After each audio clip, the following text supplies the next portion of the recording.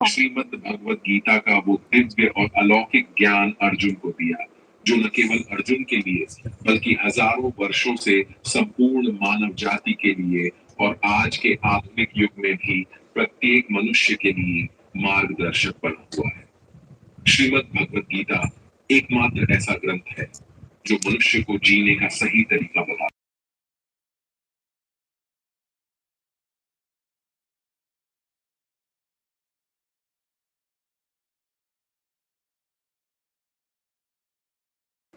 अर्जुन की दुविधा और संशय को देखकर भगवान श्री कृष्ण ने अर्जुन से कहा, हे अर्जुन, तू बड़ी बड़ी ज्ञानियों सी बातें करता है, लेकिन जो सच में ज्ञानी होता है वह इस तरह दुख और शोक नहीं करता है।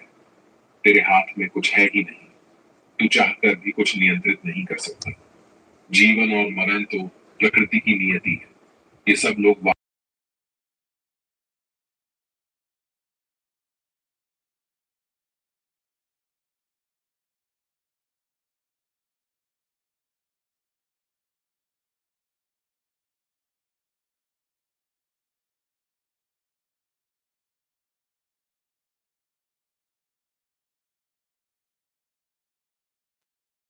आपसी शांति की बुद्धि में आ जाता है, बल्कि आपके विचारों में और जीवन में उसे कोई बहुत ही सकारात्मक बदलाव अवश्य बात। मैं यह गारंटी के साथ कह सकता हूँ कि जो कोई भी इस गीता सार को पूरा अंत तक सुनेगा और इसके ज्ञान को अपने जीवन में उतारेगा, उसे अपनी हर समस्या का, हर परेशानी का समाधान अवश्य मिलेगा। उसे वह सब कुछ मिलेगा जो वह पाना चाहता है। इसलिए इस भगवत गीता सार को आप हर रोज सुबह और रात में सोने से पहले अवश्य सुनें।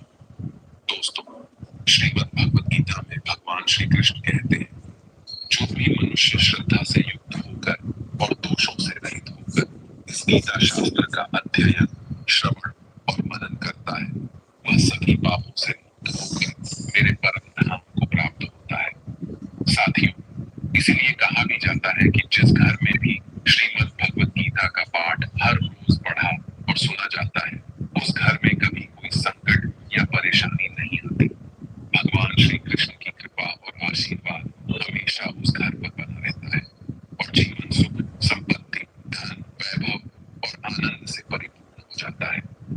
मित्र, कुरुक्षेत्र की युद्ध भूमि में हुए महाभारत के भीषण युद्ध के प्रारंभ में ही अर्जुन युद्ध भूमि में अपने चारों तरफ युद्ध की इच्छा से आए हुए अपने परिजनों, भाई बंधुओं और गुरुजनों को देखकर घबरा जाता है, निराश और हताश हो जाता है।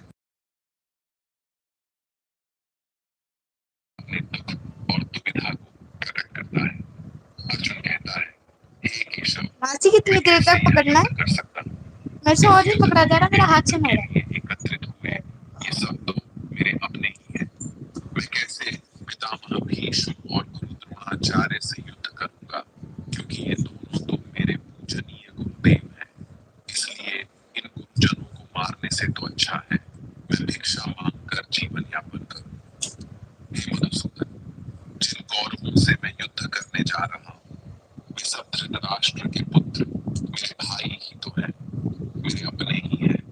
इन सबको मारने से तो अच्छा है कि मैं सन्यासी बन जाऊं। अगर यह युद्ध हुआ तो करोड़ों लोग मारे जाएंगे,